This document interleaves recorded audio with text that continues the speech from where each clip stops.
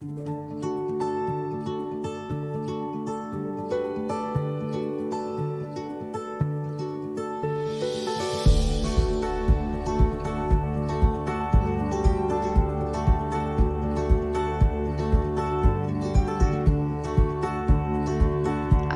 suatu negeri untuk pengembangan aktivitas perekonomian serta untuk menaikkan taraf hidup warga kerap kali diartikan selaku pembangunan ekonomi. Salah satu kegiatan utama dalam rangka pengembangan serta pembangunan berkepanjangan yang dapat dicoba ada pada zona pertanian.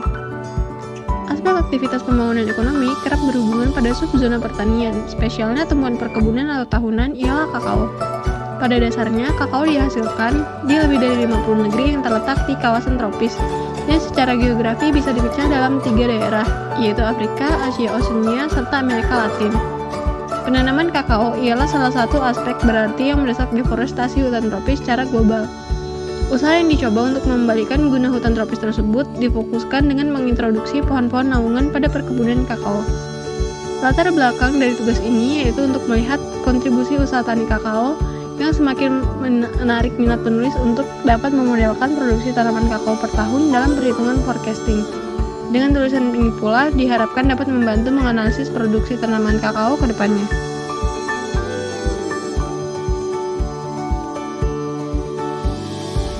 Data yang kami gunakan pada analisis adalah data produksi kakao di seluruh dunia yang kami himpun dari statistika.com.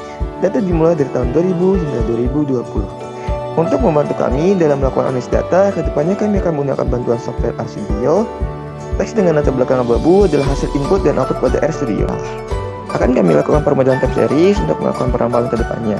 Selanjutnya akan dilihat apakah data sudah stasioner baik dalam varian maupun letakannya. Akan dilakukan uji transformasi Boxcox untuk melihat stasioner variansi data dengan menggunakan perintah Boxcox. Didapatkan hasil bahwa nilai PPC terbesar ada pada lambda 0,66225153, maka selanjutnya akan kita transformasi YT pangkat 0,66225153. Terlihat bahwa nilai PPC terbesar sudah berada pada lambda sama dengan 1, dapat disebutkan bahwa data sudah stasioner variannya. Selanjutnya akan dilakukan uji Automated Decay Fuller untuk melihat stasioner rataan data dengan menggunakan fungsi ADF-test. Hipotesis yang digunakan adalah H0 data tidak stasioner rataannya dan H1 data sudah stasioner rataannya. Pada saat taraf stimulasi 0,05, ternyata p-value masih lebih besar dari 0,05. Oleh karena itu, maka diperlukan differencing. Ketika dilakukan differencing satu kali, ternyata data masih tidak stasioner. Maka kami lakukan differencing satu kali lagi, dan ketika differencing 2 kali, data sudah stasioner dikarenakan nilai dari p-value lebih kecil dari taraf signifikasinya. Selanjutnya, kami akan melihat plot HCF dan PHCF untuk menentukan dugaan model. Berdasarkan plot HCF PHCF, didapatkan dugaan model yaitu ARI12, ARI22, IMA21, ARIMA121, dan ARIMA221. Langkah berikutnya akan dilakukan estimasi parameter dengan metode Conditional Sum Square atau CSS. Fungsi yang akan digunakan adalah fungsi ARIMA. Setelah melakukan estimasi parameter tiap dugaan model, selanjutnya akan dilakukan uji signifikasi parameter model ARIMA untuk melihat parameter yang sudah signifikan. Untuk melakukan uji signifikasi parameter ARIMA, fungsi yang digunakan adalah curve test. Output yang diperoleh menandakan bahwa model ARI12, ARI22, IMA21, ARIMA121, dan ARIMA221 memberikan hasil signifikasi parameter. Maka kelima model akan digunakan pada tahap analisis selanjutnya. Pada tahap ini akan didefinisikan terlebih dahulu residual dari 5 model yang dimiliki. Berdasarkan plot yang didapatkan, kesimpulan sementara adalah residual memiliki sebaran di rata 0 dan variansi yang mendekati konstan. Berikutnya kita akan melihat plot HCF residual untuk tiap model. Terlihat bahwa terdapat latihan cutoff pada model ARI12 dan IMA21. Oleh karena itu, tidak akan dilanjutkan ke tahap analisis berikutnya. Itu menandakan bahwasanya tidak adanya hubungan antara lag residual. Selanjutnya akan dilakukan uji normalitas residual dengan uji Shapiro-Wilk menggunakan perintah Shapiro test. Hipotesis yang digunakan adalah H0 residual berdistribusi normal, H1 residual tidak berdistribusi normal.